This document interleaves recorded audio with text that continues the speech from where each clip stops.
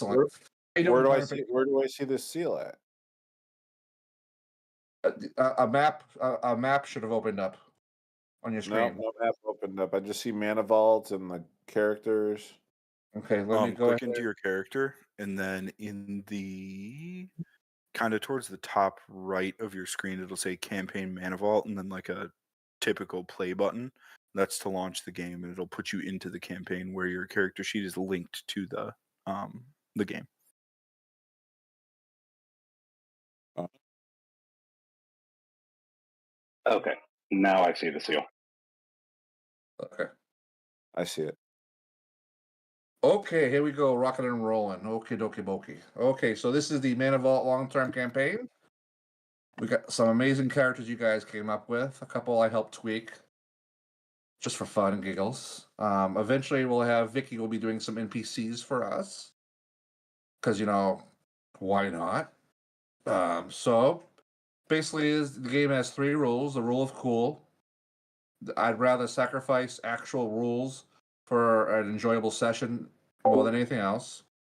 I reward based on milestone and out of box thinking, so you can get a level, a magic item, or feats just by doing something out of the ordinary. And the number third rule is just we're here to have fun, just be kind. We may overtalk each other this first campaign. It takes a smidgen to get used to people's cadences and talks, but that will wiggle itself out shortly as we do this, and it's a lot of fun. And I thank you all for doing this. It's a lot of fun for me to do this. Been planning it for 2 weeks, so it should be fun. It's a heist, not your normal adventure necessarily, but that doesn't mean you can go off on an adventure whenever you want. So you actually run the train. So, which means I got to plan for the next session because I don't know what you guys may do. So that's why I like out of the box thinking. So basically, what happening is, are we ready to start, or do we need to do anything else? I'm ready. Yeah, we're Let's go. we're 18 minutes in. We're 18 minutes in. We'll get the streaming thing done better the next time. Because I want to make sure Claire can get some stuff in while she available for the time she. Okay, so ladies.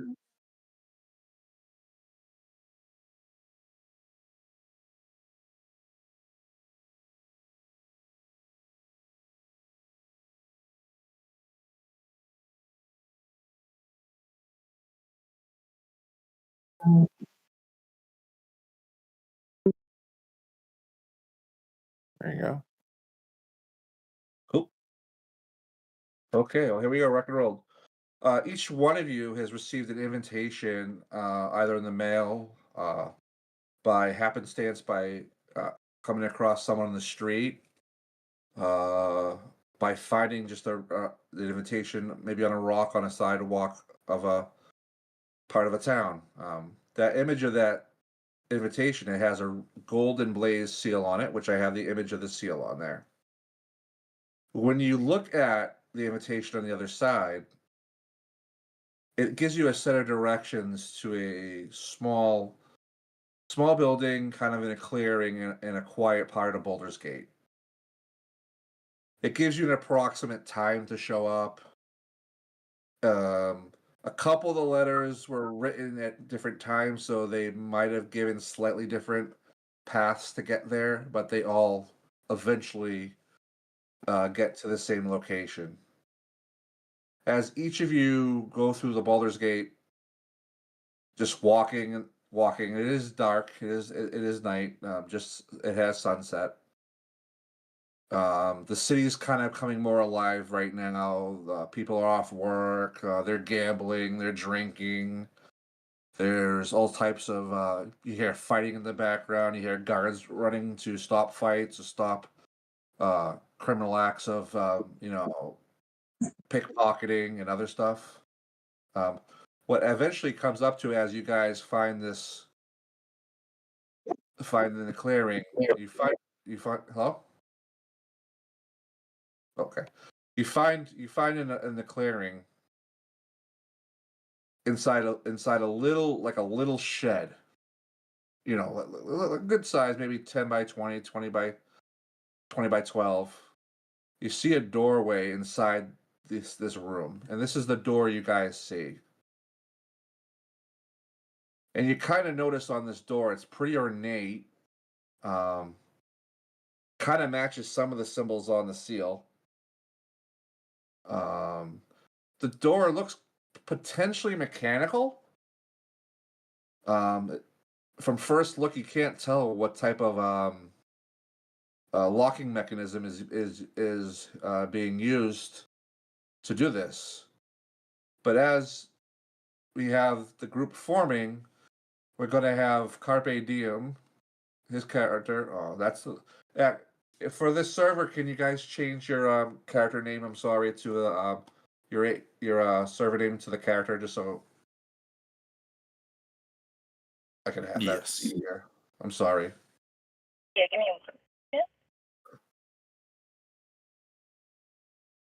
The 10 minutes of trying to the 10 minutes of talking I thought I did, I got a little flustered and I didn't have everything pulled up. That's part my fault. Okay. You're saying the Discord server? Yeah, the Discord. Yeah, just so it could be Carpe Diem, aka Silas, or whatever it is.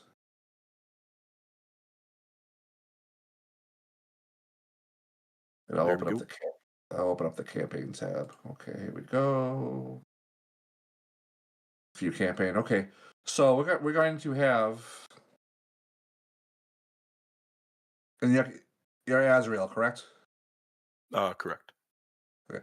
First showing up by themselves is we're going to have Azrael, and Azrael is going to go ahead and attempt to look at the door initially, and then momentarily, Lily steps behind.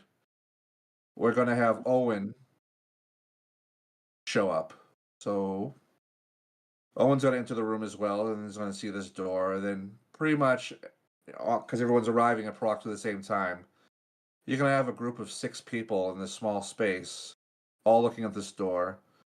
There's a little bit of commotion because you guys are kind of like loosely talking without giving out information, but kind of figuring like, what are you doing here? What is this door? What is this seal? What is this location? So at this time, I would ask, we'll start to introduce ourselves. We'll start with Jack Gallows.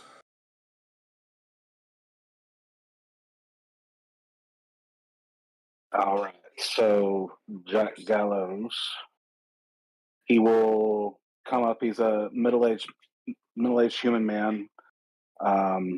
He's got medium-length gray hair, slick back, well-kept beard. He wears gold-framed sunglasses, even indoors. He wears his sunglasses at night. His clothes are practical, but pretty clean and sharp. A dark long coat over a buttoned vest and shirt. Fitted black slacks and pretty good, nice sturdy boots. He's got a slung across his body. He's got a reinforced like leather satchel, clearly heavy with tools or vials. He's got a holstered pistol. It's clean. Clearly not his first choice of defense. He's got a small dagger. He's calm, alert, and he's prepared for something he hasn't been told about yet. Okay. Well, the door is actually going to shut behind you guys at this time, and then we're going to have Owen introduce himself.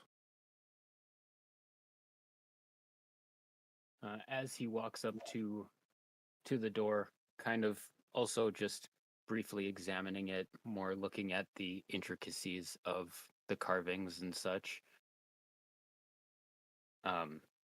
You'll see a about 6'4" Aarakocra. He is all black, almost raven-like.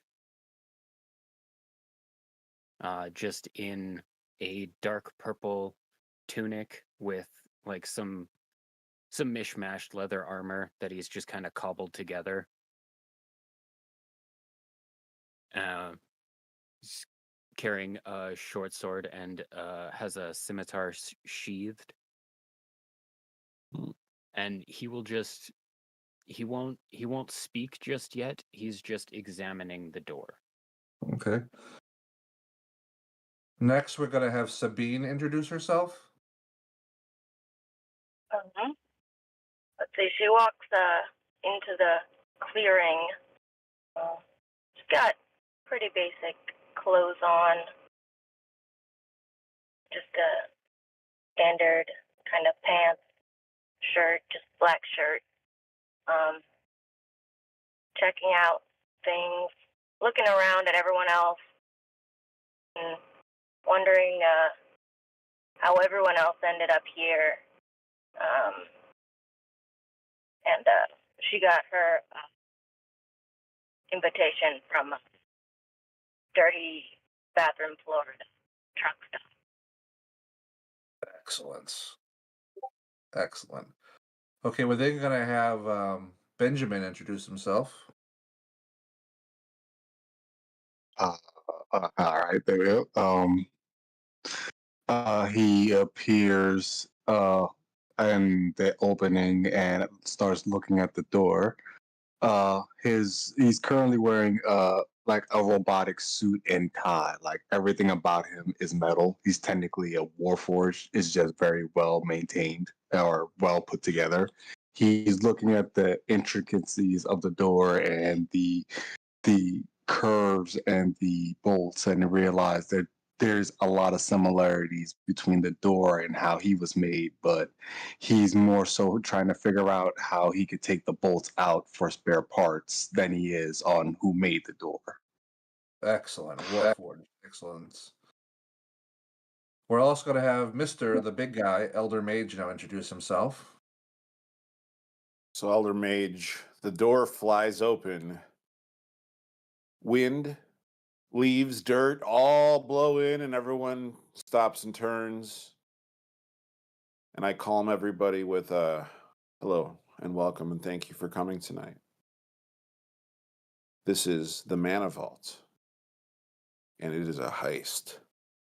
And in his stoic fashion, Elder Mage saunters over to the door, looks at it, examines the thing, wood carvings, mechanical devices, quality craftsmanship. He nods in approval, looks to his left, looks to his right. My friends, are we ready?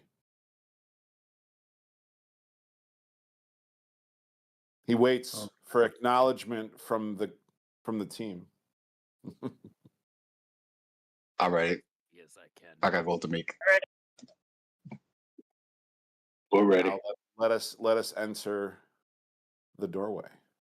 So all of us have introduced ourselves, correct? I got all six? Azrael has not.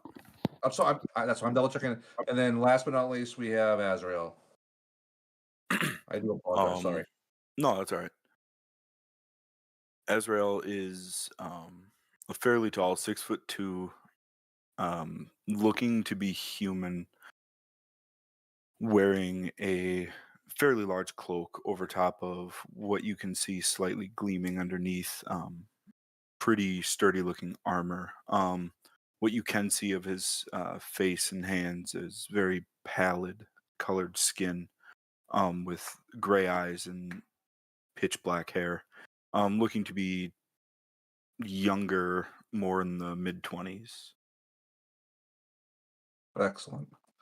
So as this group is forming in this parlor way, this before this door, we have an Asimar, we have a human warforged looking hybrid of some form. We have an Eric Hakra raven-like, almost Kinku-like. We have Jack Gallows, a custom lineage.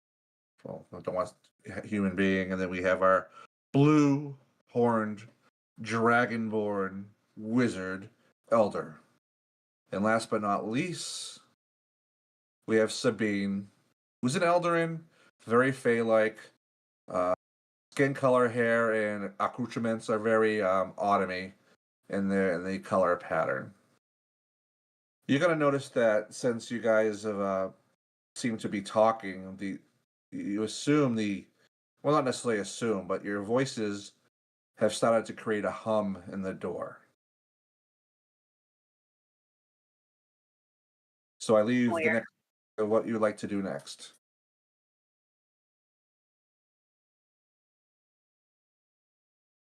After you, any of you? There must be a contraption around here somewhere to let us in. I will start touching the door at the very small keyhole parts. Okay, will you go ahead and give me an insight roll with that? Okay, and how do I do that? Okay, this is why we're learning. So on your character sheet, you should see under your skills insight. It may have modifiers on it if you've chosen the right stats. It may not. So you're gonna want to roll that, and if you can roll higher than a 10, you may get some information on the door. Okay, so I rolled it, and it is a 16. Plus 1, 17. 17. So okay, so you could tell by the two middle gear mechanisms, looking very clockwork, something that you're well familiar with. It's almost like a steampunk magical type of technology that you're well informed on. And by looking at the door, you could tell easily that there is on the door itself 4 separate locking mechanisms. And then as you look to the bottom of the base plate of the door, looks to be 2 traditional key locks, one for each leaf of the door. Now the 4 circle-shaped gears, they look like they require a different type of touch and or type of action to be used, whilst the 2 locks below just seem to be traditional locks.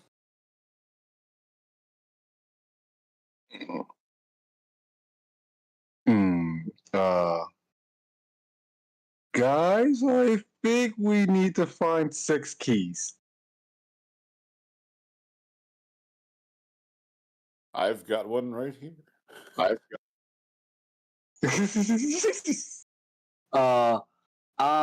don't think those are the type of keys we need. These look kind of weird. Well, at least the 2 bottom ones may work out with that normal one, if so be it. But we might need to keep looking.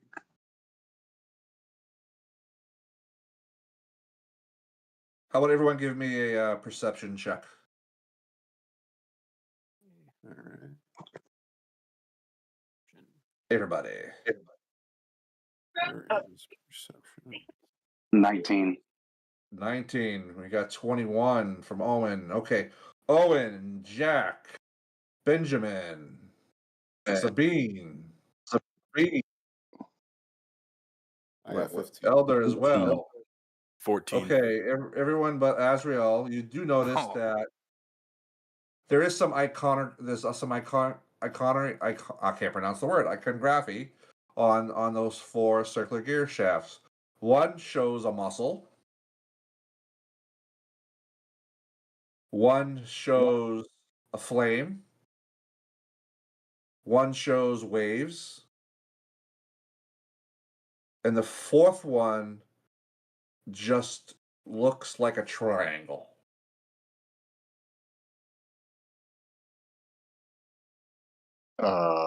I don't want to be ahead of anybody trying to get the most gold, but I'm very intrigued about the fire one. I'm very intrigued about what's behind the fire key. Okay. I'm assuming you guys point this out to Azrael. Yes, that would have been common heard. Of course. And then Azrael would then look at the one showing muscles and just look around at the group, and I am fairly strong. Go ahead, give me a strength check. Flat strength. Flat strength. Net 20. You are able to twist the gear in a counterclockwise motion, disengaging one of the top locks of the left door, leaving just a gear with a fire symbol, a gear with a wave symbol, and then a triangle, and then the two door plates on the bottom have traditional key locks. I would like to try and pick one of the more traditional looking locks. Okay. Why don't you give me a perception check? Perception. Oof. Yeah, that's fine. The one on the left looks like it uses a large cylinder type key. So, it has a fairly large key gap in it that you could fit tools or a blade or a dagger in pretty simply. Looks like you might be able to potentially brute force this lock. The other limp lock, it looks like it's a flat, like a traditional, skeleton key, like really flat lock slot, pretty much. Okay.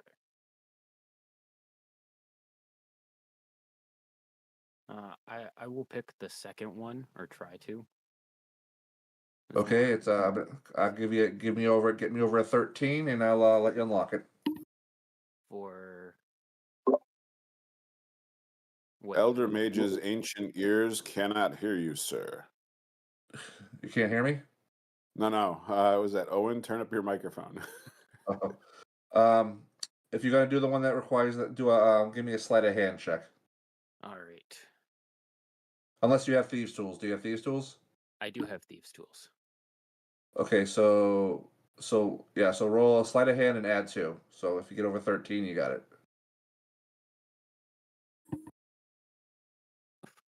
Just on 13. But you got the modifier. You got the modifier, so you're good. So you are able to unlock the right lower, one of the light lower piston locks. So that now leaves the fire, the wave, the triangle, and the large cylinder type locking mechanism. You do notice that the two ornate cylinder looking things on the side of the door are starting to emit a large fire-ish glow, as if it's powering up. I grabbed the 2-cylinder pieces to absorb some of the energy.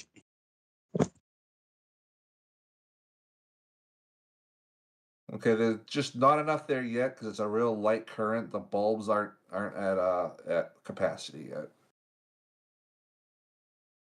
Aw, it's not enough. Okay.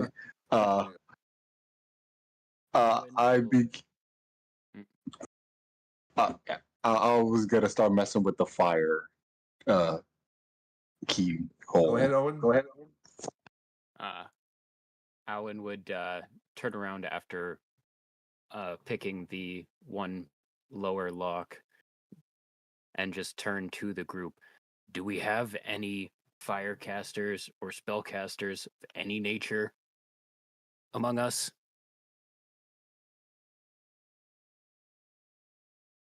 I can start a fire. Jack will kind of mosey over to the fire locker, see that Ben is messing with it, and look at him like, "You mind if I try?" Okay, go for it. Are we casting? Is it an item? What is it? What are we using? Hmm.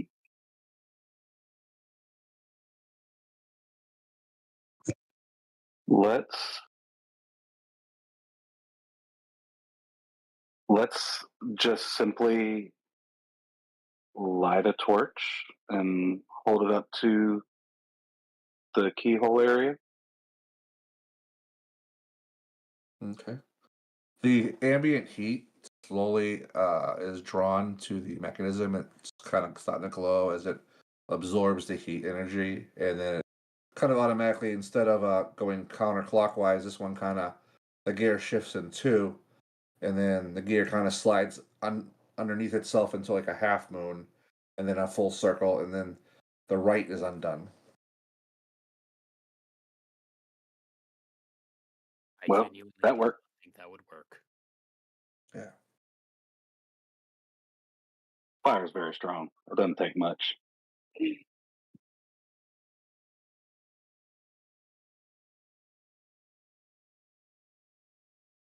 So give me a. Does someone want to give me an Arcana check just for giggles? I'll do it. Owen, now you look at the door and you look at the group and you're kind of befuddled. I'm sorry to say that. Jack, excellent, Jack. You kind of look over at Eldar and you go, Dragonborn, right? And you say, like, do you have a breath weapon? Because the wavy lines could be water or wind, is what you may be thinking with the Arcana check. And if he has a breath blue, weapon, yeah, the blue gives it away. yeah, Absolutely. okay. So Eldar, you kind of look at yourself and go, of course I got a breath weapon.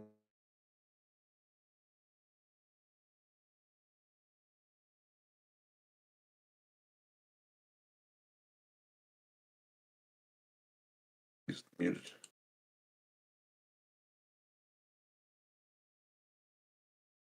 He's muted. Okay. He rolled his breath weapon, so I'll assume he's using his breath weapon.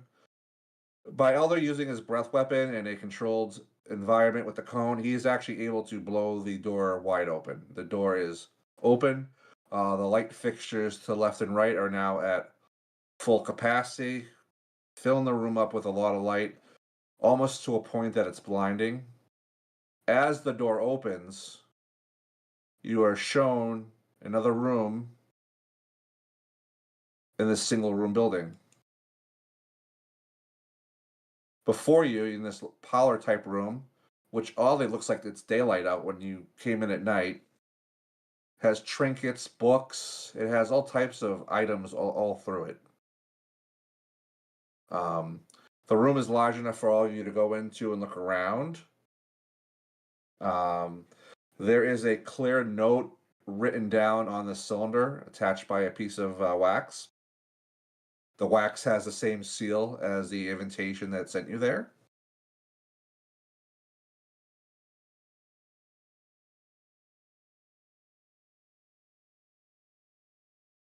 Ezra would like to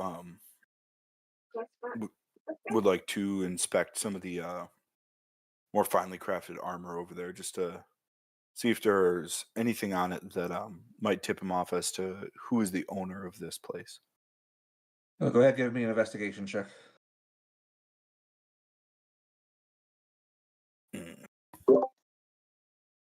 7. They just look like they've seen some battles. They're not well kept. They're more for decoration, more decorative, and more for procedure or show than necessarily to be worn in battle. Now, Elder, with his penchant for ancient timepieces, walks over to the clocks, slides open a small door to inspect further. Give me an investigation check or perception, whatever you have the mod on. 11, okay. You are able to see on the inside the cylinder after the door. There's a couple of different timepieces. There's also a timepiece. There's like a desktop clock. There's a watch. There's a pocket watch. Just various things. There's a sundial. There's a sand dial. Just a lot of different ways of telling time. You also notice that there's a music box. And the music box has the same symbol as the wax seal does on the invitation. Everybody, this music box seems to have the same emblem of our invitation. Come on over, let's take a look. And I open up the music box and turn the crank. It makes no sound. Doesn't You do seem- notice, though, on the base of it, it requires a key.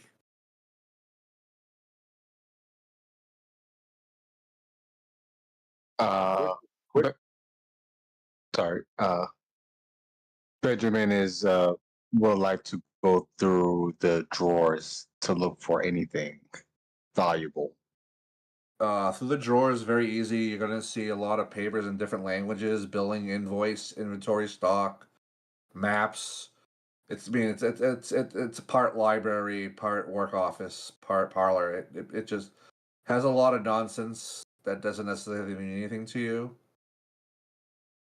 Hmm.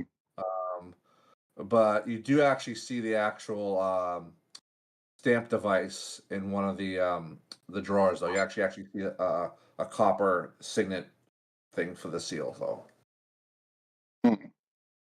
Uh, can I check the invoice on the paper to see who does the stuff belong to? Sure. What am I?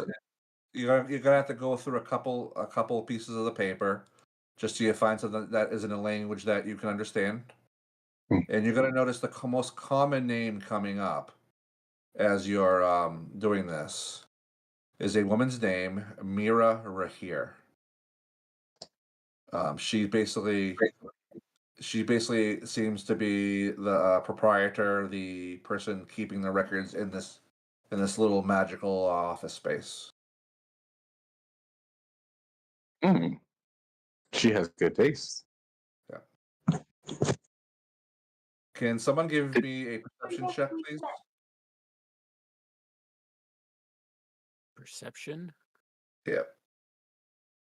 Claire, whenever you got to drop, just go ahead and drop, and I'll message you something in a little bit to give you a little segue for later. Sounds good, thanks. No problem. Wizard helping me. Okay, per natural 20, nice.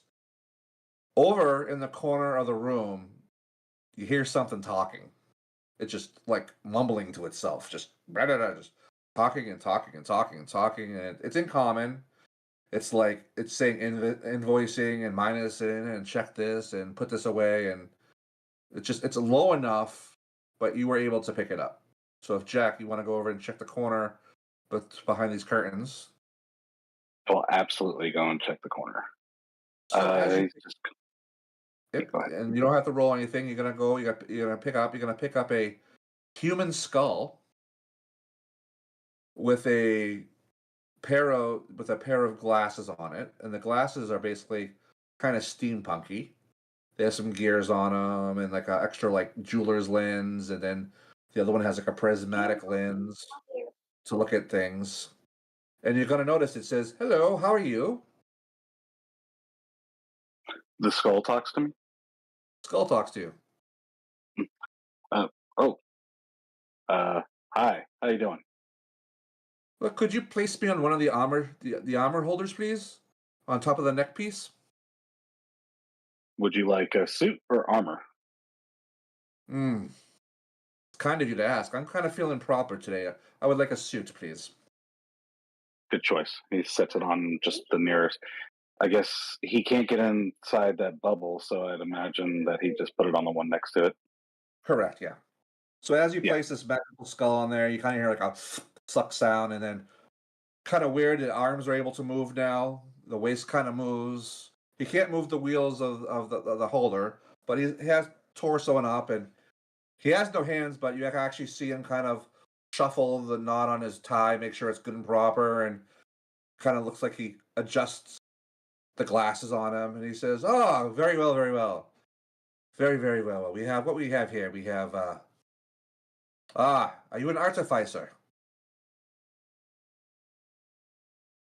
That I am. That I am. Excellent. Ah, and a dragonborn. I think I heard your breath weapon open the door. Is that you? That is. Excellent. Ah, and Ellendale. Beautiful, beautiful fey race with beautiful oranges and reds. And then we have, what do we have here? Asriel. Is that, I heard the name through the door? In Alwyn? Yes. Yes. Ah, and I believe Benjamin. You were the ones who opened the first lock? Yes, I was. Well, then I owe you a favor later on. I owe you a favor. Ah, He says, "Welcome to the parlor. You've all been summoned here for random reasons. I don't know personally all the reasons. Sometimes it just happens the invitations happen to be in the most random spot. But yet you all made it here. And we kind of do a little thing here. We kind of help the poorer people. We kind of help the downtrodden. We kind of try to make the rights wrongs and now and then make some wrong rights. We need I guess you could call it a crew. Crew. Are any of you honorable and lawful abiding, and you will not ever sway from that belief system? Just out of curiosity. Yes, I am. Pity, but we can work with that. Ezreal will clasp his fist across his chest and just bow slightly. I am as well. Workable, not ideal. That's fine. I mean, y'all need straight men when you're trying to do a heist or something like that. So here in the parlor, we could give you what you need to complete tasks for some people who are in need. But one of the most important things that is needed now is a name. We need a name for your crew. And this name not necessarily has to be said out in public, but this name will be whispered to Candlekeep, along the Sword Coast, Icewind Dale, Neverwinter. So if you ever have to go to those areas, maybe also help there, since there's no parlor there. And whenever you can get a little assistance, it's not a bad thing. So I asked, could you all surmise a name to be called something? Or is this something you feel you need to do after you work together?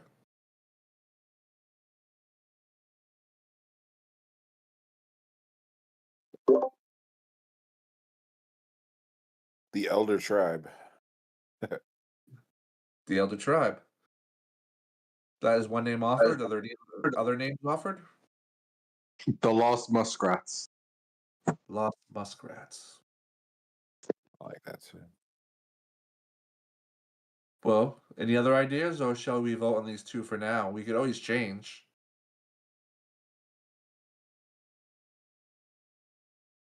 Will it be the Elder Tribe, or will it be Muskrats? Choose.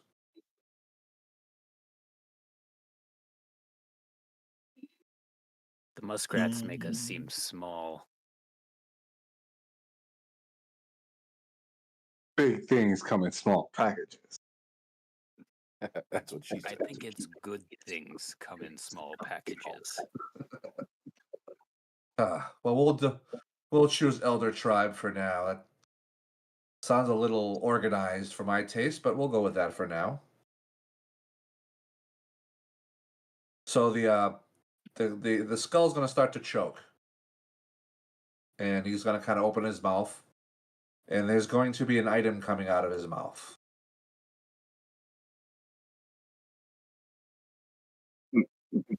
I'm assuming Jack is pretty much closest to him. He'll look and see exactly what it is, and depending on what it is, what does it look like? He kind of wiggles his jaw, and with no tongue, but somehow he's moving it. A key comes out of his skull jaw, and then the key course it has does. a little gold key with a little mouth. I'll reach in and grab it. And he says, thank you for getting that out of my mouth. I couldn't talk. He goes, that is for the music box. Go ahead, play the music box. Jack will look over at Elder, since he was the one that was messing with the music box, and he'll give him a little nod and toss him the key. Thank you. All right. Put the key in. Let's turn this thing on and see if it works. I give it As a you few. As you engage the key, it starts to speak in a low-toned female voice, saying, "Greeting, operatives.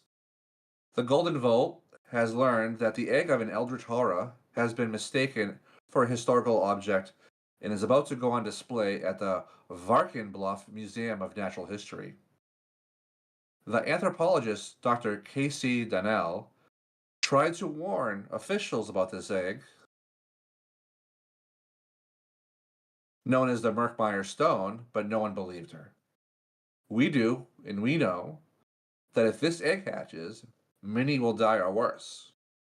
This quest, this heist, should you choose to undertake it, requires you to infiltrate a museum, steal the egg, and return it to Dr. Donnell, who will neutralize it. There is no time to waste. The egg could hatch at any moment.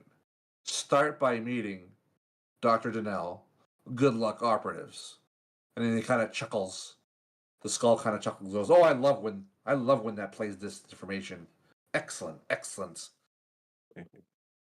Well, Elder Tribe, I know you just met suddenly, been tossed together, and don't know each other well. But you have a purpose, and that's a good way to start. What would you like to do?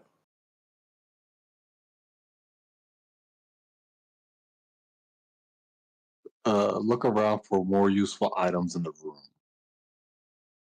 Okay, give me a perception.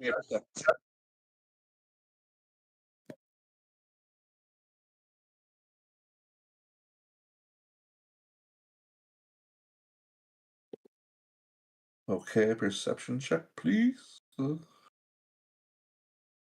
Ah, sadly, Ben, again, it's just a lot of invoices and papers just coming from different languages and such. Um, nothing much. This is useless. You do come across a bag though. The bag looks a little odd, but looks well worn. And you're gonna need something to put the Merkmeyer stone in, so maybe this could be something you could use. But beyond that, nothing. Does anyone else want to give some um, perception check or insight? Sure. I would like to look out the windows because Alwyn would be very confused as to why it is broad daylight outside. Excellent, excellent option to do. Go ahead and give me a perception check as you look out the windows. 18. Currently, as you look out the windows, you could see as if you're in the middle of a field, kind of like where the building was, but the building is not there, at least not from your point of view. It's as if you're standing in a field as you look out the window. You should see children playing ball and playing tug of war and just being children. Couple tiefling parents over on a bench sharing some type of beverage. Looks like there's an ogre walking around and he has a little crown on his head, and looks like there's a character of some type of, maybe it's a kobold, maybe it's a baby dragonborn on his shoulder trying to grab the crown off his head. But pretty much you just see like a summer day happening out there. Not necessarily anything that would impact what the skull's speaking about. And then the skull's going to speak one more time. He goes, not to be one for the obvious, but are any of you going to read the letter attached to the cylinder there with the symbol on it?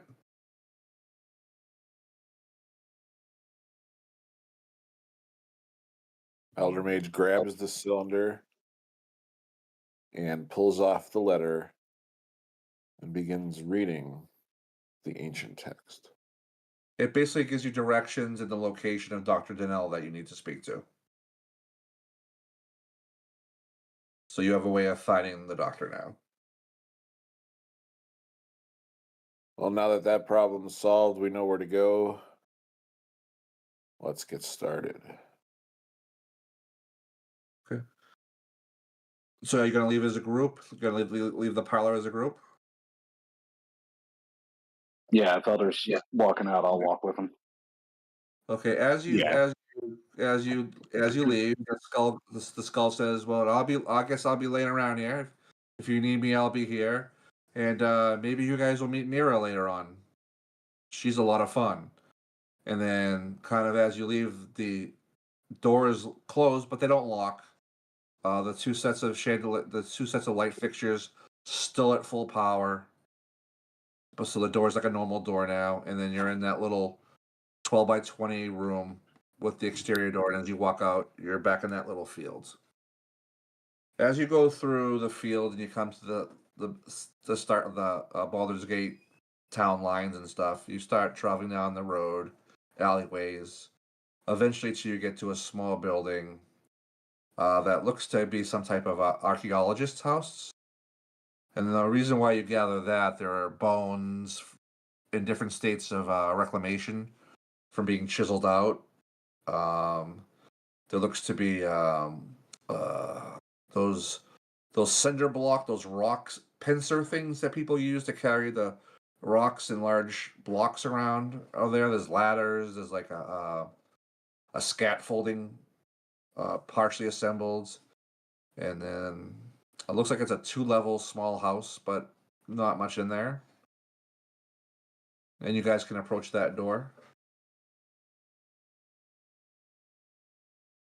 Before Alwyn approaches the door, he'll look down at the bones and kind of jokingly look back at the group and just like make a half joke and looking at them. How long do you think it needs to be before archaeology or grave robbing is considered archaeology?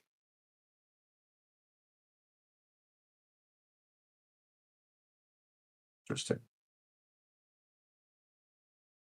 And then he will kick some dirt back over the bones and continue to approach the door. Okay. Again, it is night. The town is Baldur's Gate is somewhat alive. There's people going down the roads, the alleyways, in and out of buildings. You as a group, although many races and species do visit and live in Baldur's Gate, the makeup of your group is a little bit curious.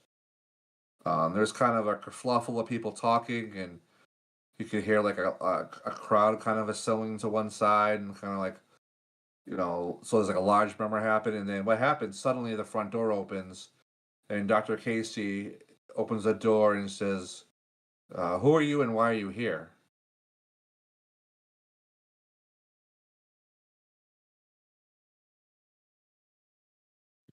I will approach, be like, I am Alwyn of, and I'll turn back to the group and kind of look confused and Elder Tribe? Is that still what we're going with? You like it. That's our name. I'll look, Benjamin puts his thumbs up. and then I'll look back and be like, I am Alwyn of the Elder Tribe. She'll respond, "I'm Dr. Casey Donnell. Did you get my key?" I believe one of my party members had picked it up.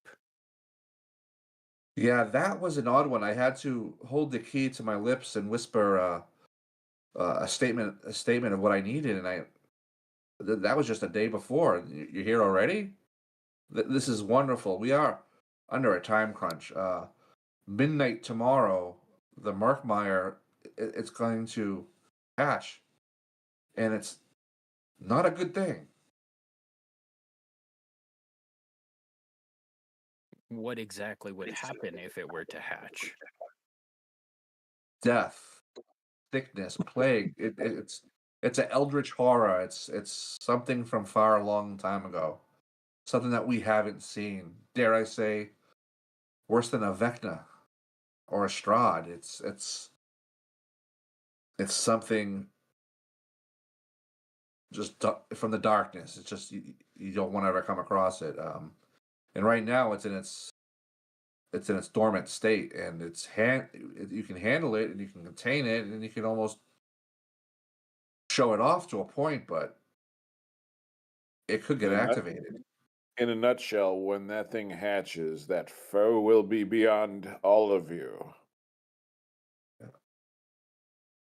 So she's gonna start to give you guys some more information.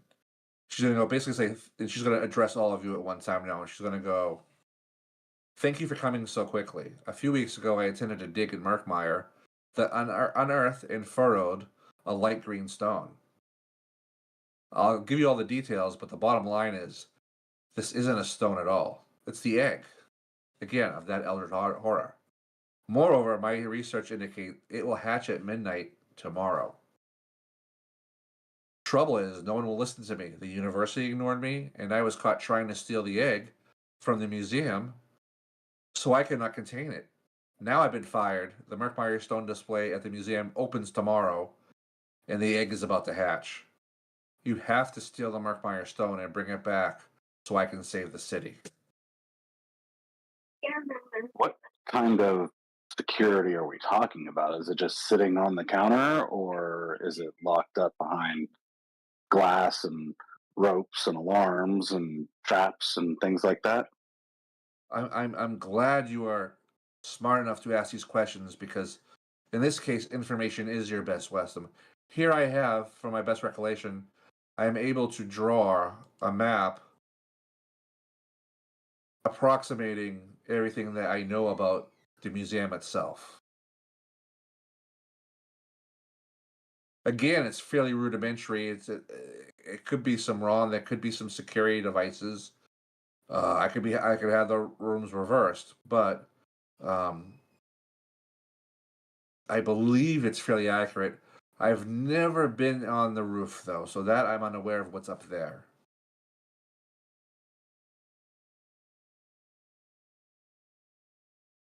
And she's going to say to you, you know, I believe you going to reconnoiter the museum to search for the security measures and steal the stone at an opportune time would be good. But the way you want to handle that, it's up to you. I don't know if you want to wait till they close tomorrow night. Did you want to try and do it tonight, impromptu, or if she hands you, is going to hand Benjamin a gala invitation, and this gala invitation will allow you to actually go to the Berkmeyer event tomorrow while the museum is open. So you'll be able to walk in fine and dandy with other people looking at the environments and the exhibits in the museum itself, where you could potentially steal it in open sight, or you again just use it for information. And then she's going to further tell you it has some odd traits. The Merkmeyer stone can't be damaged or destroyed, just so you know. But unearthing the egg triggered rapid development of the creature within. It is soon to hatch. Now, the other problem is containing the egg. You can't hold it by hand long.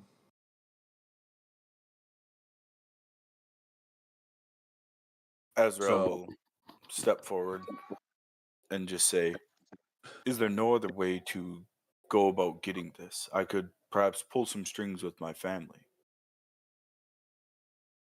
If you believe that would work, that's one path.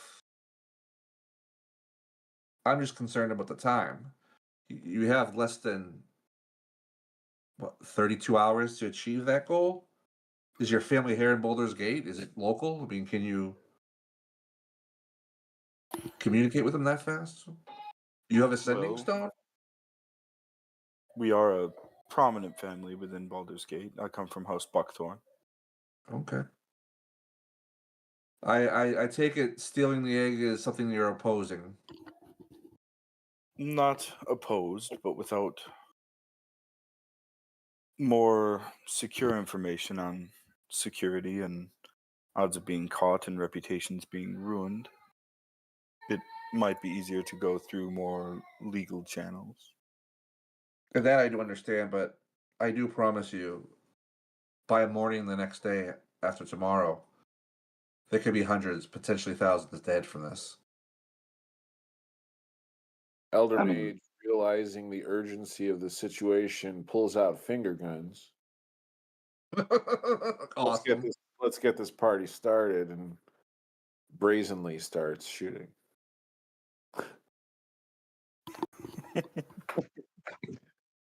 Benjamin gets his brand new used bag ready to stash the stone in it as he makes his way through the first floor. I believe that's what we're starting on.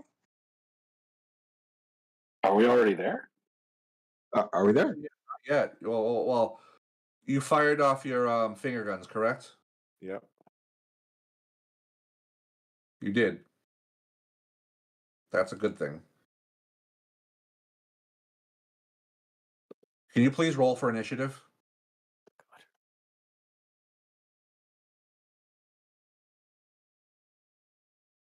I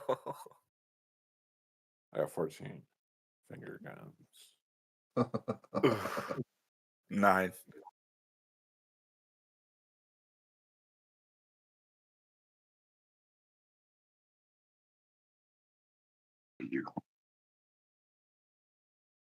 Okay.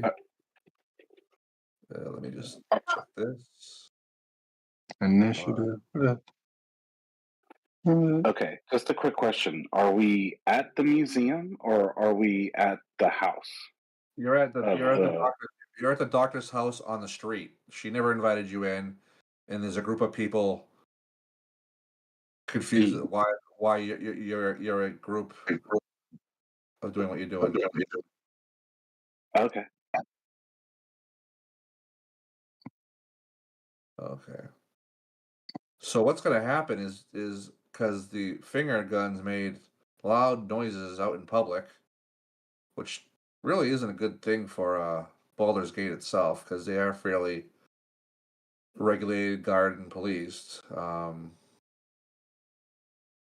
I didn't think it'd be shooting in the air so fast. This is great. You guys are going to come across a guard.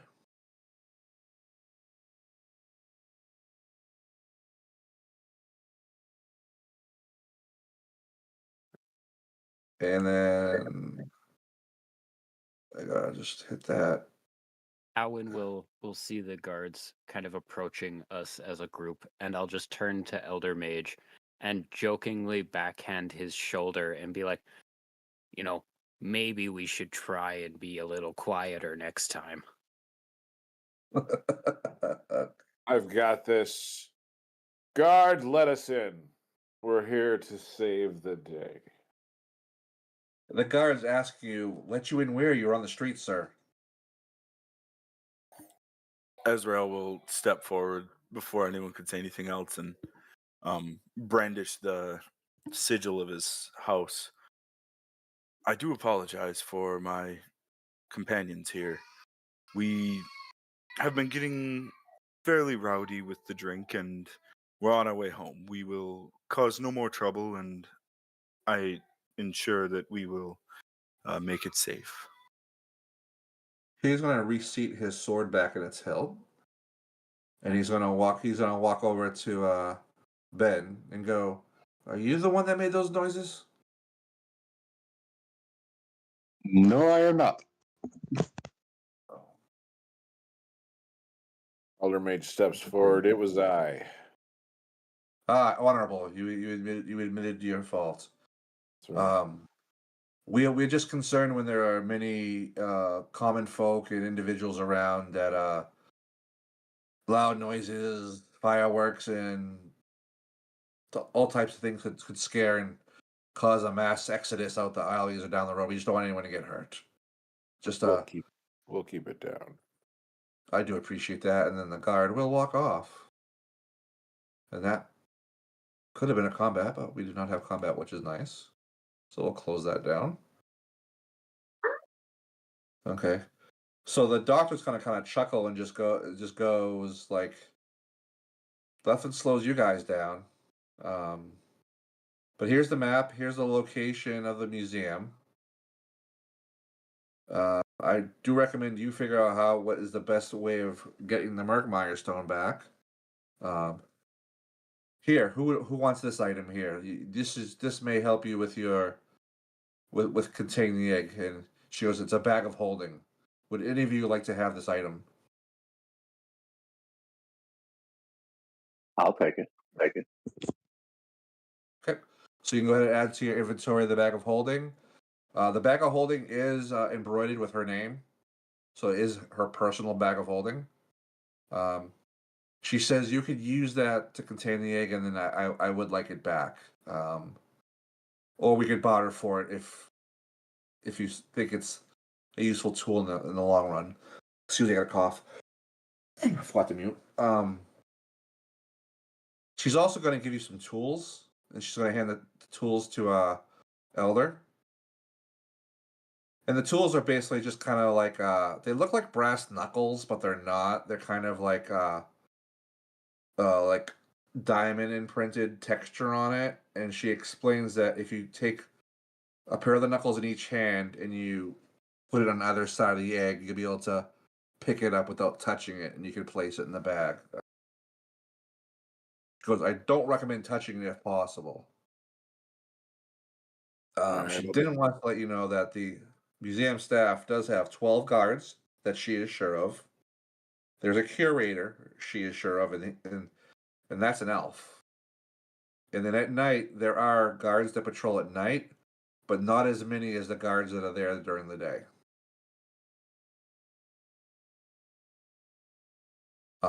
I say we go stake it out for a while. Go pop in, watch it during the day. And then she finally says, before you bring him back the stone back to me, I will give you 20 gold coin apiece. You can keep my bag of holding. If any of you guys think you could persuade her to give you more, go ahead and roll a persuasion check of a DC 13.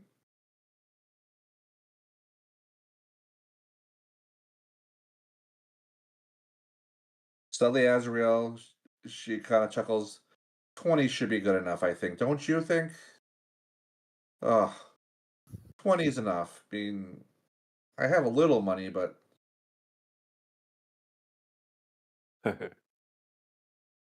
she's gonna chuckle and she goes, Dragonborn, maybe you should give me some money. I'm about to say she's about to start taking away money. Let's take the 20 and go. Owen kind of just just directly says, the 20 would be decent, but I mean, there might be some payoffs needed. So she goes, okay, I'll give you 30 gold, the bag of holding, and that should be enough for compensation. Do you agree? That seems reasonable. And she says, I'll Sounds be good here. to me. And she goes, I'll be here in my home until you bring it. And then she basically just walks back in there, and then the crowd still kind of watches you guys, and really kind of a odd group of Dragonborn and Asimar, Warforged and Eric Hawkra and a human, just and an elf, just interesting group.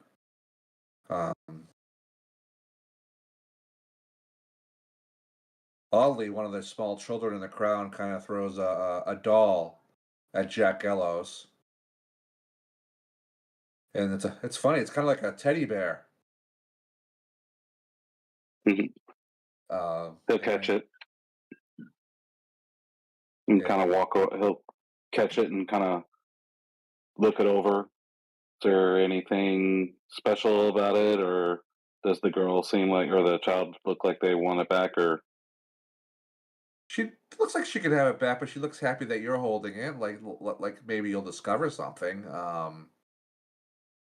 If anyone has a history check, Arcana, or detect magic, they could do that right now.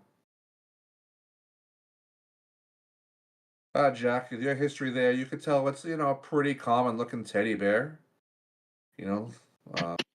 Same as Riel. It just looks like a very well sewed and filled teddy bear. Has a nice happy face.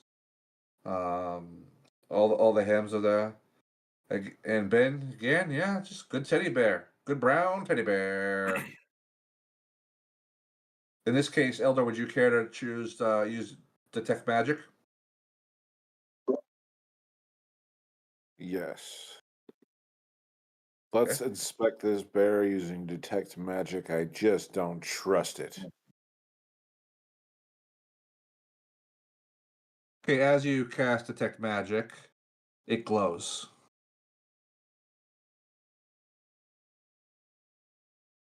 So there is something definitely magical about this bear. Can I cast Identify? Yes, you can. Yeah. Mm-hmm. And I don't remember how Identify works, so could you refresh me, please? You touch an object throughout the spell's casting. If the object is a magic item or some other magical object, you learn its properties and how to use them, whether it requires attunement and how many charges it has, if any. You learn whether any ongoing spells are affecting the item and what they are. If the item was created by a spell, you learn that spell's name. Okay. Excellent. Okay. Yeah, you can go ahead and use Identify on it. Mm. As you cast your spell Identify and you have the Detect Magic, you do find that it is a sentient teddy bear. The sentient teddy bear has one gift, and it's able to basically be used as like a remote camera or like a remote eye. And it has 3 charges in it that will last an hour. So this can be placed somewhere and be used as a way to inform you to whoever holds the bear. Um, and then basically it's kind of like a remote camera, so to speak, or kind of like if you had a pseudo dragon or owl or raven, you can see through its eyes if you like a druid or something. Very similar. So just so scratch add to your inventory, sentient teddy bear, 3 charges of 1 hour remote sight, and then does the charges do refresh after a long rest. Alrighty. I'll take it and put it in my bag of holding. And then I will actually give the little girl 2 gold pieces.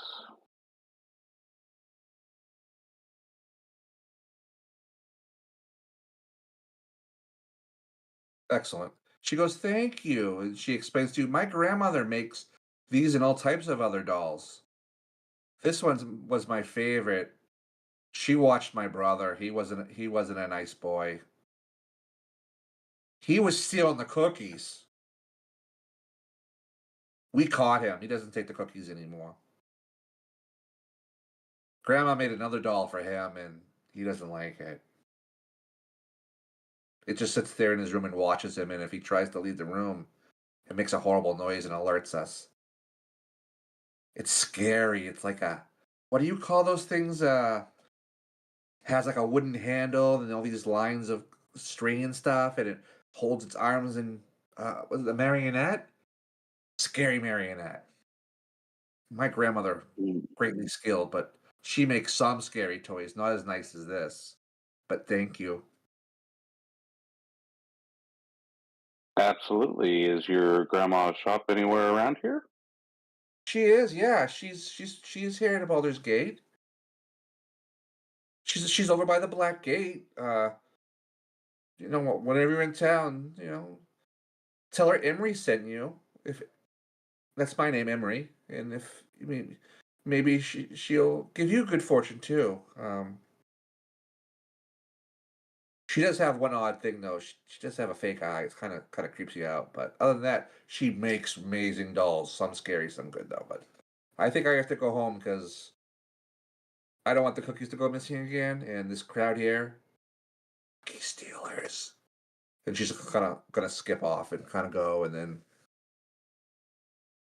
the crowd's now dispersing. The guard's kind of like lollygagging around, kind of watching you guys, kind of like looks like he's like twistling a string whistle, just like kind of like ushering you guys to move on, if you get the drift type thing. You do know the museum though is only 3 blocks away. Your current problem, though, is it's still nighttime. It's probably just shy of midnight. So, what would you guys like to do?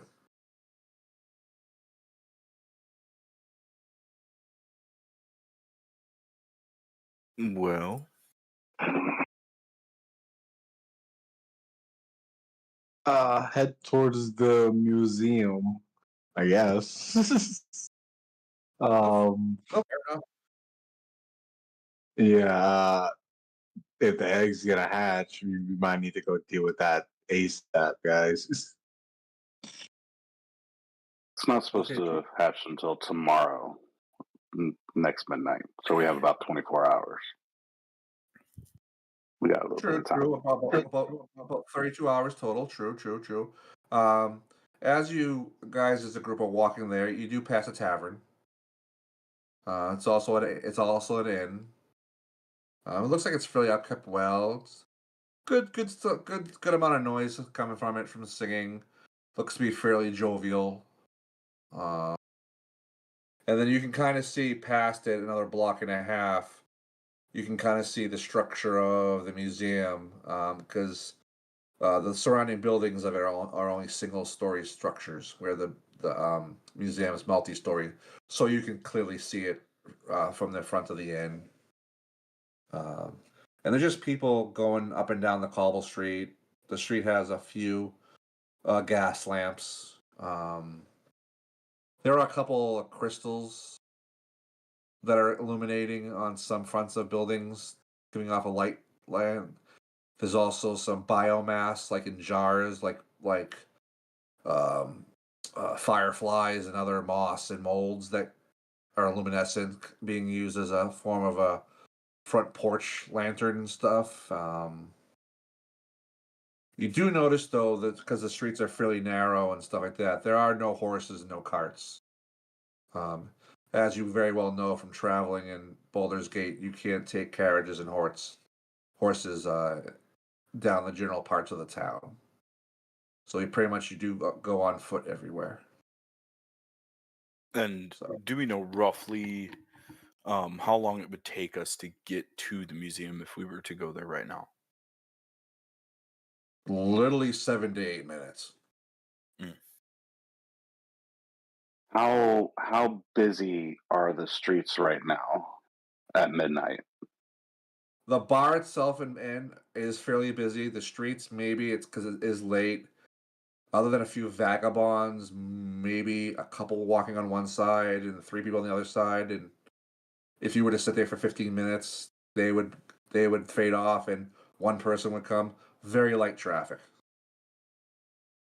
Is that typical of midnight for that area? Yeah, yeah, because some people have night watch on the walls. Uh, Other people have to work the docks and stuff like that. But you could get around pretty inconspicuous walking down the street because it's like any metropolitan area. No one really looks at you individually. So maybe if you walked two together, three together, whatever, it would be a little less conspicuous. But you pretty much could walk to the museum. Not an issue right now at this time.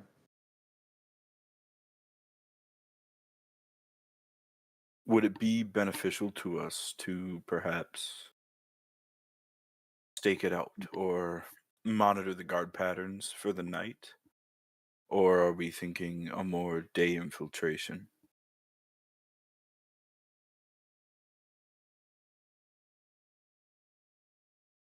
Well, that's for Elder's Tribe to decide. You do know that it's night and it's closed, so you do have fewer security guards right now. No staff, but not necessarily a way to enter. You do know the museum opens at 11 in the morning normally, which is probably about 9 hours from now. But it's not open to the general public tomorrow because they're going to have a gala, and the gala starts at 5 o'clock to 9, according to the invitation that Ben was given from the doctor. So beyond that, you then have the ticking time clock of approximately midnight tomorrow night. It hatches. It gives you a 3-hour window after the gala closes to then look around and figure it out.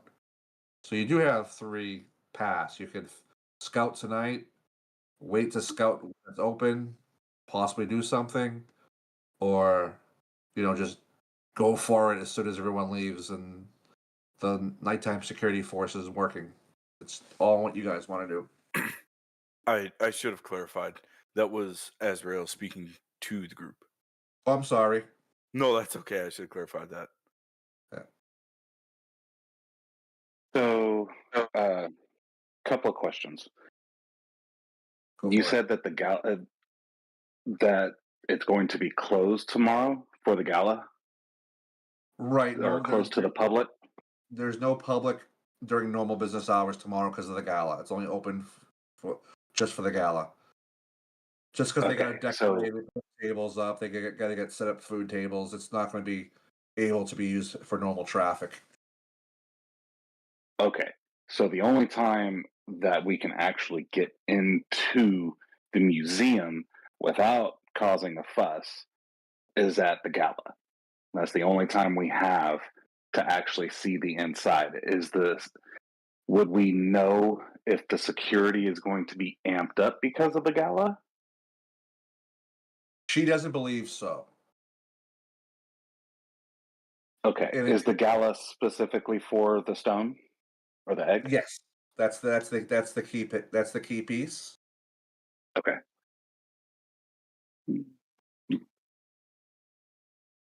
I mean, it wouldn't hurt.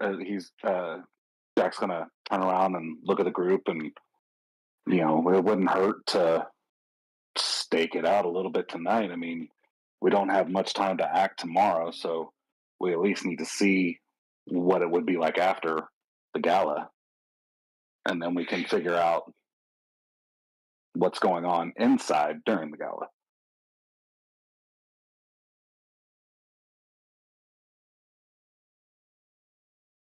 And then another question for the DM. Yes, go. Trying to figure out the wording. Hold on. That's fine. Take it down. So, yeah, my mind is rolling now. Yeah. Oh, I'm also putting a finger on the guiding a little bit, just because a couple people necessarily haven't done a D&D session, and it's not always about combat or the obvious. So I might, just putting the finger on it a little more than I normally would for today. okay. The ticket for the gala, is that for everybody? Will that get everybody in, or is it just for one? For 3 pairs. 3 pairs. Okay. So everybody gets a ticket. Cool. All right. So then at that point in time, he'll still just look back at the group, be like, "Do we want to go check it out right now?" Well, Alan will look at Jack and be like, we'll just kind of agree with him. It seems like a good idea to stake it out. We know there are night guards, but I don't believe we got told how many there would be. Let's go stake it out and come back to the tavern and game plan it, so to speak. Drinks are on me. Sabine's going to mention to you gentlemen, well, if we may go to the gala, we may have to plan B it. I'm going to go find some clothing appropriate for the gala. And she's going to giggle and run off. And just apparently she's going to go do her own thing for a little bit. Benjamin wants to walk around and actually take count of how many guards are actually present right now. Okay. So the consensus is you guys are going to go to the museum while it's closed this evening, correct? Yes. Yeah, at least as close as we can without exposing ourselves. Okay. Yes. Well, you can go down the block and a half, and then as you corner ends one block, you guys are able to kind of stack yourselves up against the building across the street from the museum. And the museum looks like it's 2 stories with a gondola on the roof. You do see on one of the lower levels, you do see a lantern moving. And it just kind of looks like it's just following the wall that has that window and just is like following. Looks to be like a perimeter type movement. Someone give me a perception check.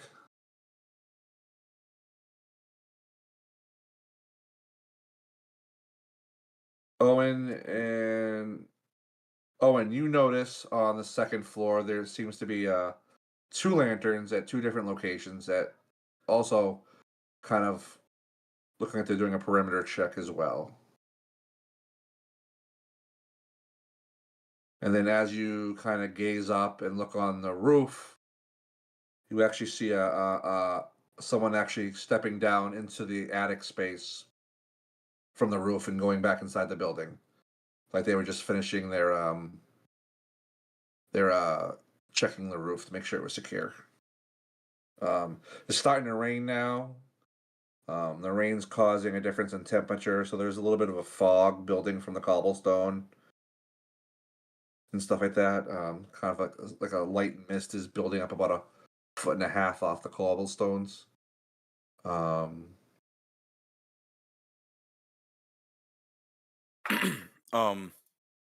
Just a question overall. When you ask, like, does someone want to give me this check or that check?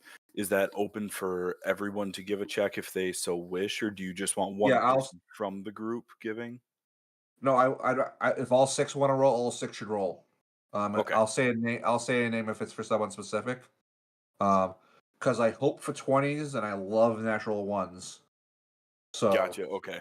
I just know some DMs prefer if like first come first serve. No, because I love it that one person can roll it for the group. Okay. And that's only when it's a natural one, of course, because it's fun. But I don't punish unless it's a level a natural one. And if 2 people get a natural one, then it's going to be comedy. Perfect. No. Okay, here we go. Natural one. As you're looking and you're kind of trying to figure out why the person was on the roof, Great. you're gonna kind of like, torso forward,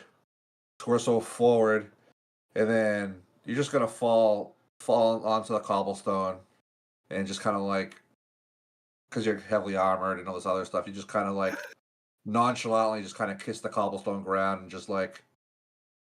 I'd be a little embarrassed if I was you, but no one noticed, other than the group there. Azrael will quickly push himself back up, brushing his cloak and armor off, and kind of furtively look around. I was praying. You good there? You good? You got it? Yes. Good. All right. Do you want to give me let me know next time you do that. I can help you out. Yeah. Do you want to give me a time period to how long you want to watch?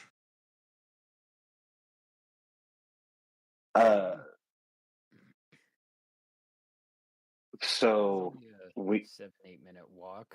I'd say maybe we'd stick around for up to 15 minutes, depending on how big the actual building is, just to kind of get a sense of how many guards we would actually see doing perimeter checks, how often Excellent. the roof checks are.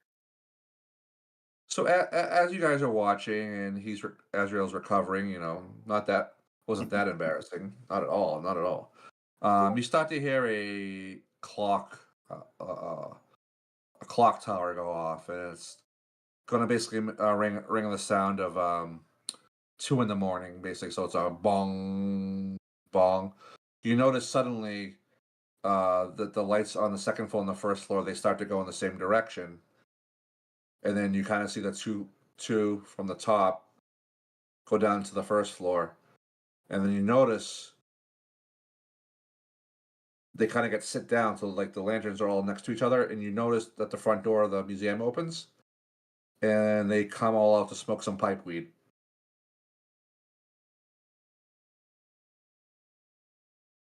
So 3 of the guards are out front, doors wide open, smoking some pipe weed. Smells like the good stuff.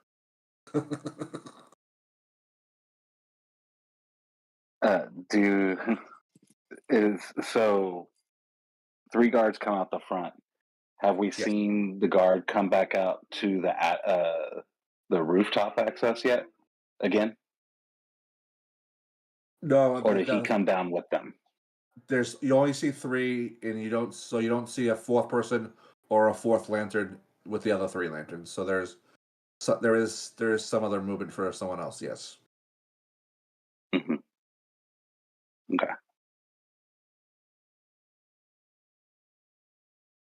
So how long do they stand outside? Well, if you're only sticking around for 15 minutes, they're outlasting you.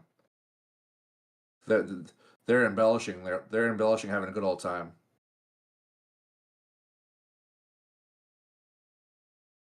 They're just having a good time. Very nice. Does anyone else want to give Okay. a perception check of the building itself at all, or anything particular to the building? You want to look for anything about the building at all, since you are scoping it out? I mean, just looking for guard patterns is one thing, but I mean, she warned you that that it's not a simple building. So It's a museum, and in some ways, a museum is a fort because it's it's the way they're just generally built. right, and looking at when I snagged a look at the map, there seem to also be loading doors and a back entrance. So I'm assuming that we've been looking at the front, correct? Yes, you've only been looking at the Okay. front and maybe one side of the building. Mm-hmm. Okay. The building is more width than depth. Um, Okay. yeah, you can't. You definitely don't see the back of the building. You probably see, where's my pointer? My draw. You probably basically see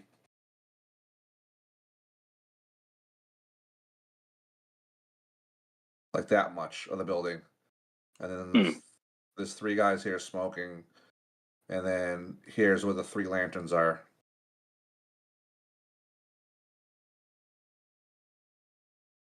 So, what would you like to do? While they're, I'm gonna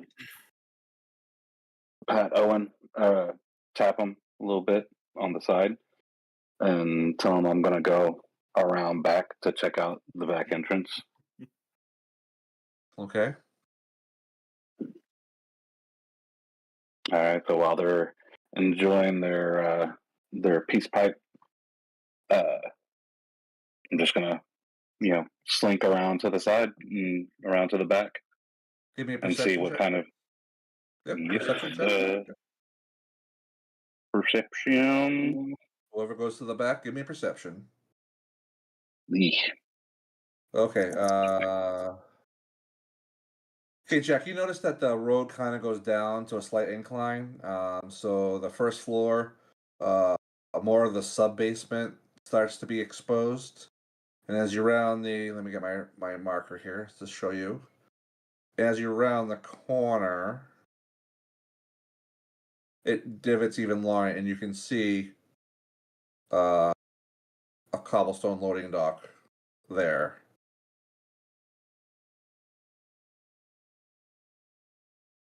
You can't necessarily see the doors from the angle you're at, but you definitely see where they would put the materials, barrels, and crates on a surface to be brought in on a loading dock.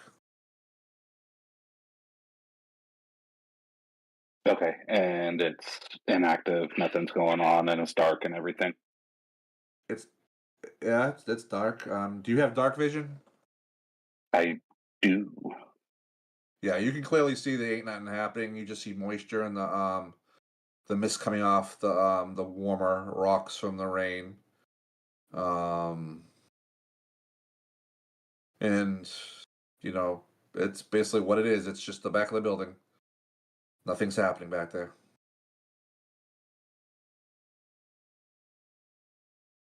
Nothing's happening. Okay.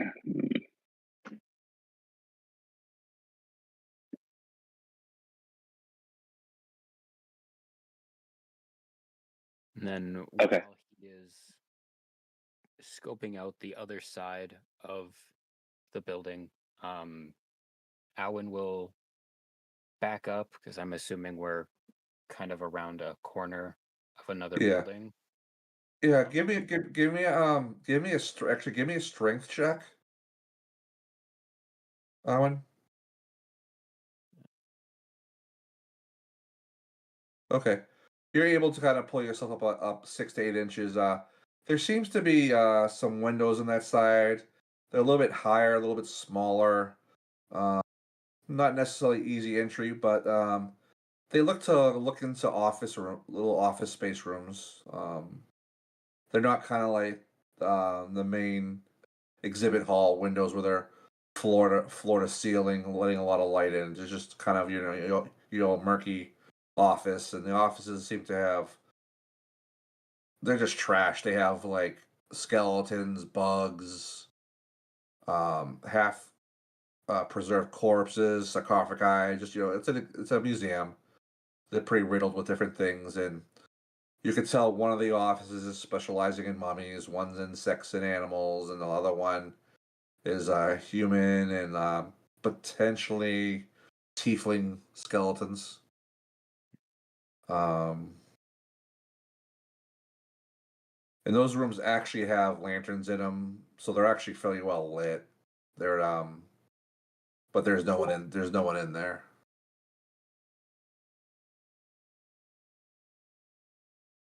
After seeing that, I would actually like to fly just straight up as high as I can to kind of scope out the second floor if there are any windows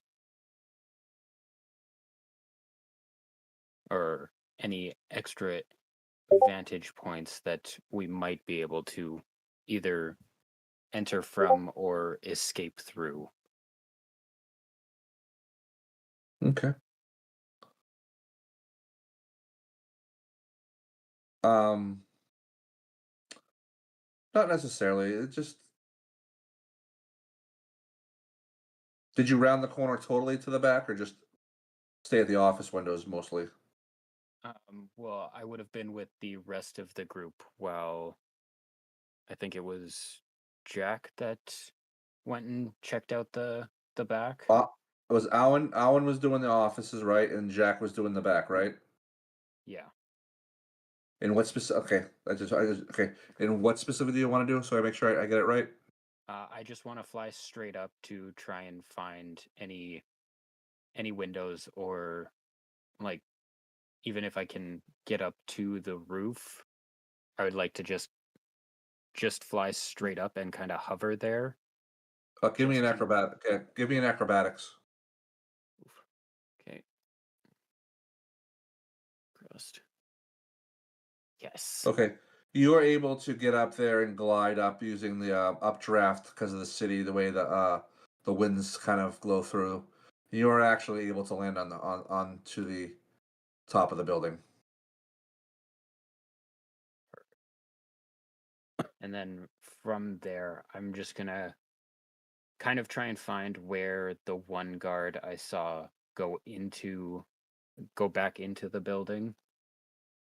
Yeah, it's basically kind of like a tar pitch roof that has little rocks and seashells on it, so it's not sticky, but it's coated.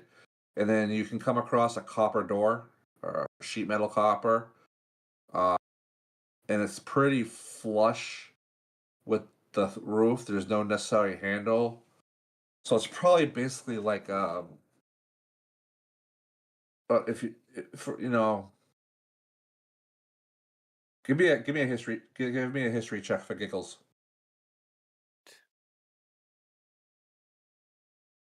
too bad. Good. Okay. So just from being around buildings and other stuff, you kind of know that there's different locking mechanisms, and basically this is flush and probably uses 2 slide locks to pull it down and flush more and to secure it. So it doesn't look like it's accessible from the roof per se, Okay. but it is copper metal. If you were to go ahead and use your, do you have a dagger or a flail or anything like that? Nope. I do have a short sword, but that's about it. Okay, well, if you were to use your short sword and kind of, ting the metal, you can kind of hear that it's pretty thin, like a sheet. So it's not necessarily the strongest metal door ever, but it does its job to keep the water out predominantly, because who's gonna go on the roof? So Definitely not somebody with a flying ability. okay. We'll say about 20-25 minutes has gone by now since you've started exploring the building. The crowd, the walkways of the roads are now. There's no denizens. There's no people. There's no one on the street. But you can hear a little ruckusness from the tavern down a block and a half down, though. You can still hear the music and stuff playing. But the streets are dead. You suddenly hear a voice. Elder, 'cause you're by the building, you hear a voice. Were we A voice. disconnected? No, we didn't disconnect. Have you been trying to talk and you haven't been able to? Hello? Yeah. Okay. Okay, good. Okay. Elder, you hear a voice calling the 3 sentry guards back in. They kind of close the door. They go grab their lanterns, and looks like they go ahead and they start to repeat their pattern of the perimeter searches, and it looks to be a total of 40 minutes have gone by since you arrived. So, what would you like to do now, guys? Well, I will quickly leap and try and descend as gracefully as possible from the roof, kind of using my wings as like air brakes, just so I don't alert any of the guards. Give me a dex roll. We'll see how graceful you are. Don't be a natural 1. Not a 1. Not as graceful as I would have liked. You kind of stumble because it is cobblestone, not a flat surface, but you land decently, and you can go ahead and relay to the rest of the group whatever you need to, and then Jack and Jack can also relay the info to and stuff. So the group of 5 of you are together. Sabine is off going clothes shopping, so she's under the impression you guys aren't going to go to the gala because she wasn't listening. She's not, which is a possibility, but she doesn't know. And then we're gonna go ahead and stop it right here for tonight. The question I have is, because this is a long campaign and a little bit longer than 2 hours would be better. Can people do 2.5 hours? Okay. Yeah. Yeah. Yeah. Yes. Okay. I just want that extra half hour for combat and other stuff, just to But I obviously don't want to make the decision without you guys first. And then Claire will be able to do the whole session next week. So, and I really appreciate you guys having the time tonight and starting this off. Ideally, in the future, we'll probably try to have the Beyond logged on 10 minutes before you ready to go, if you're home. And then I'll try to make sure I'm not in the audience for 18 minutes. So I apologize for that. I will shoot for the 10 minutes beforehand, but that is very close to when my kids go to bed. So I mean, That's fine. I might be like 5 minutes late every couple weeks or something, but I'll join the chat through my phone and I'll still be in the conversation, just not really talking while I'm putting them to bed.